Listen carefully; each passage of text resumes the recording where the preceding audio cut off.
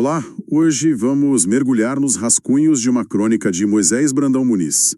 O título é O Peso do Vazio Necessário. Um título forte, né? Muito. E a proposta dele parte de uma ideia que parece simples, mas que se desdobra em mil coisas quando a gente olha de perto. Que seria o quê, exatamente? O que é que a gente realmente considera necessário na vida? E qual é o preço, sabe? A conta que a gente paga por isso. No trabalho, nas relações. Em tudo. Então a nossa missão aqui é desvendar a estrutura desse texto, que usa uma cena super banal, quase invisível, para levantar questões existenciais gigantescas. E o ponto de partida é curioso. Sim, tudo começa, olha só, na fila do caixa de um supermercado. E aí que tá a genialidade, né? A cena é a seguinte: uma pessoa, na fila, segurando 2 produtos. Um é o de marca, o conhecido, o desejado. Aquele da propaganda. Exato. E o outro é o genérico. Ele faz a mesma coisa, mas, assim, sem o glamour todo. E a pessoa fica ali naquela hesitação. Isso, essa microdecisão entre o que é puramente funcional e o que carrega um status, um desejo, é a porta de entrada para toda discussão. Faz todo sentido. O que eu acho incrível aqui é que a crônica usa essa dúvida como uma lente de aumento, sabe, para o custo invisível de quase todas as nossas escolhas. É uma isca perfeita. Porque assim, todo mundo já passou por isso. Você fica ali pensando, ué, o genérico não serve? Não é ele o necessário? Sim. E o texto pega essa pergunta e, num salto, joga ela para dentro do nosso ambiente de trabalho. É o primeiro grande tema da reflexão, o ofício à vida profissional. Exatamente.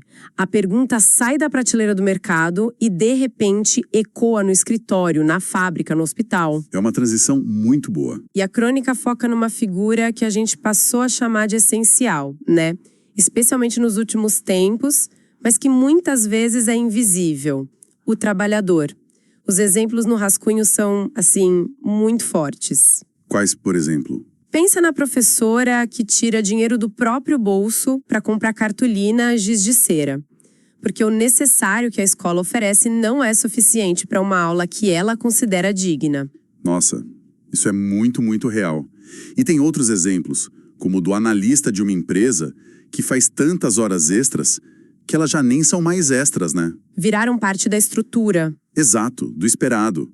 Ou a enfermeira, que é literalmente um pilar que sustenta um andar inteiro de hospital, mas que no fim do dia é tratado como uma peça, substituível. E é aí que o texto aponta para um paradoxo que é cruel. O esforço dessas pessoas é absolutamente necessário.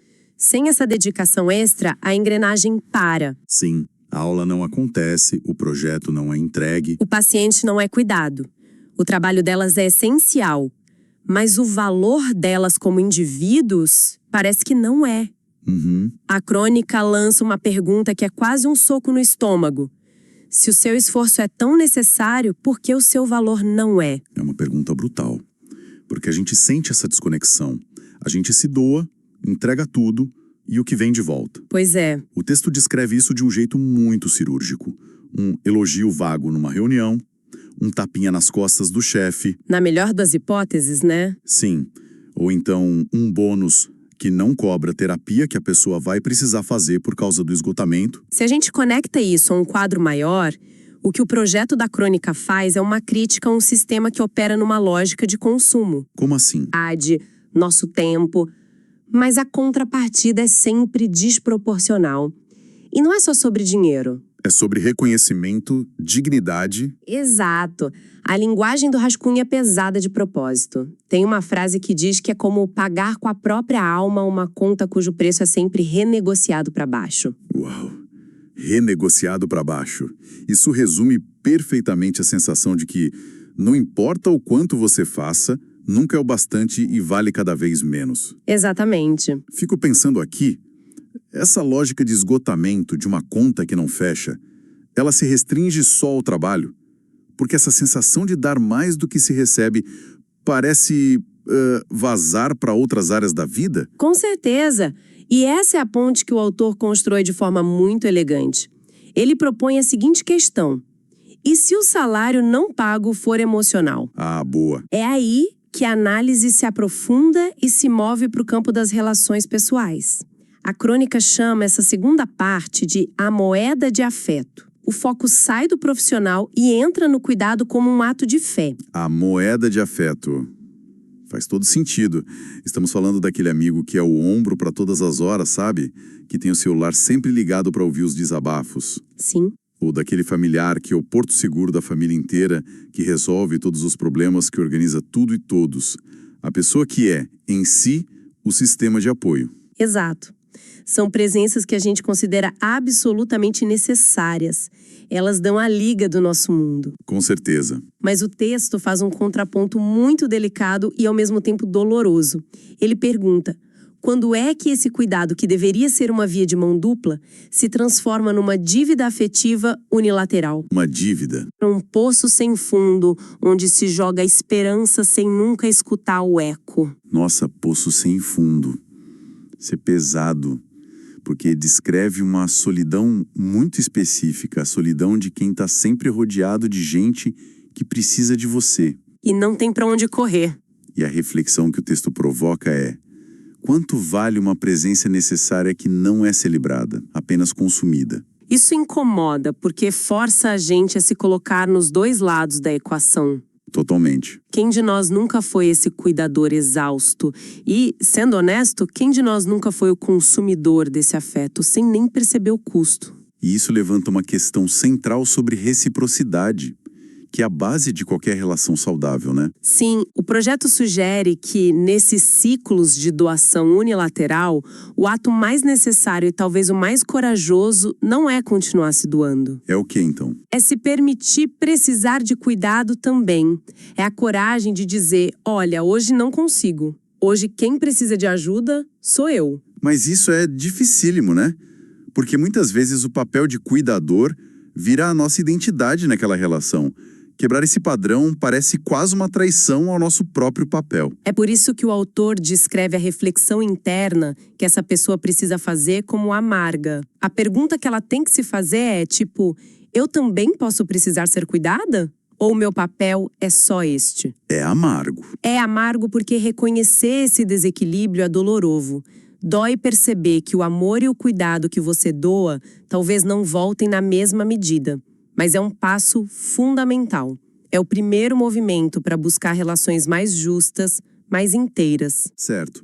Então já passamos pelo curso do necessário no trabalho, que nos esvazia, e nas relações íntimas, onde essa falta de reciprocidade machuca. Mas e o nosso lugar no mundo, de um jeito mais amplo? Aquele esforço para pertencer. Isso, para pertencer a um grupo. A crônica também fala disso. Sim, e expande o escopo de um jeito genial. Esse é o terceiro movimento do texto, que ele chama de As Tribos do Precário. As tribos do precário. Gostei. O foco agora é o pertencimento, a necessidade de fazer parte de algo maior. E ele começa pelo micro, pelo que chama de pseudo-amizades de contexto. Pseudo-amizades. Consigo imaginar perfeitamente. Aquelas do trabalho, por exemplo. O happy hour forçado, as conversas de elevador. Exato. Ou as da academia, os sorrisos entre um aparelho e outro. São relações que, como o texto aponta, exigem uma performance de pertencimento. Você tem que rir da piada, concordar com a fofoca, manter uma fachada ali. E a pergunta implícita sempre a mesma. Qual o custo dessa performance? A energia gasta para manter uma imagem, a superficialidade, o medo de ser autêntico e, por consequência, ser excluído. É um tipo de imposto social.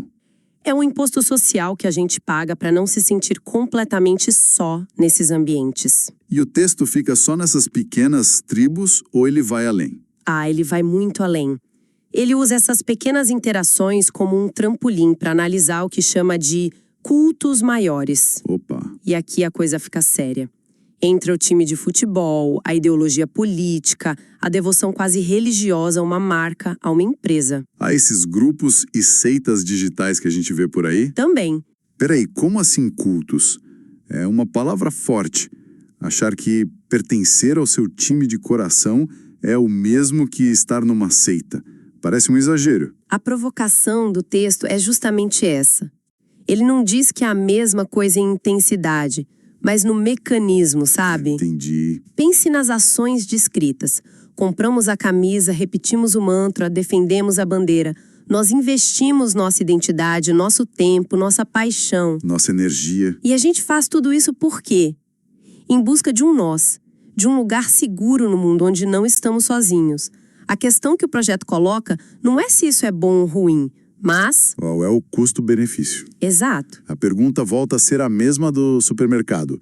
O que eu tô pagando e o que eu tô levando em troca. Exatamente.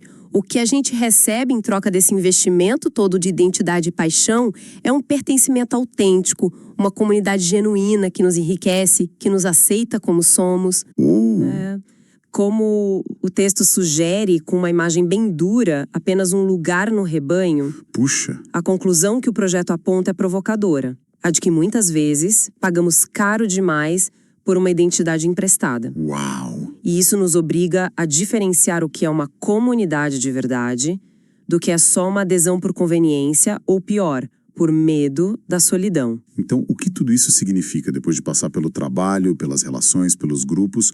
Como é que a crônica amarra tudo isso? Ela faz um movimento circular e retorna à imagem inicial do supermercado. Só que agora é muito mais potente. Como assim?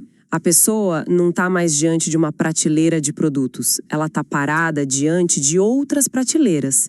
A prateleira do seu tempo, a da sua energia, a da sua verdade, a da sua paz interior. Nossa, E a pergunta que ecoa na cabeça dela é a mesma do início, mas com um peso infinitamente maior.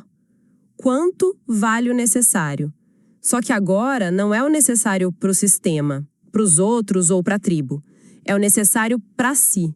é como se a jornada por essas 3 áreas da vida servisse como um treinamento para fazer a escolha final, a mais importante. Isso. E o texto chega a alguma conclusão, a alguma lista do que é necessário? Ele propõe não uma lista, mas um critério para cada área. É como um resumo desse inventário pessoal. Certo. Para o profissional, o necessário precisa ser pago com dignidade, não apenas com o salário de sobrevivência. Faz sentido. Nas relações, o necessário precisa ter como base a reciprocidade, não o sacrifício unilateral. E nos grupos, o necessário precisa de autenticidade, não de mera adesão. É quase um manifesto, né? Por uma vida com menos ruído e mais significado. Exato. Faz todo o sentido. Não é sobre ter as respostas, mas sobre fazer as perguntas certas para si mesmo. Exatamente esse o ponto. O projeto deixa claro que o objetivo não é dar uma fórmula, é provocar o leitor a fazer seu próprio inventário pessoal. Um convite. Um convite para parar e olhar para a própria vida como quem olha para um extrato bancário.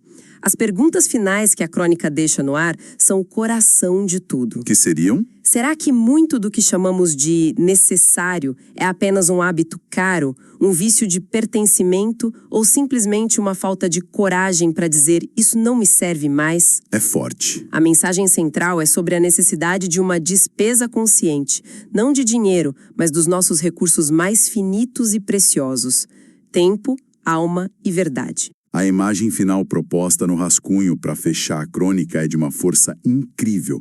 Ela diz algo como: talvez o ato mais revolucionário seja sentar-se à beira do próprio dia Sim, eu lembro dessa parte.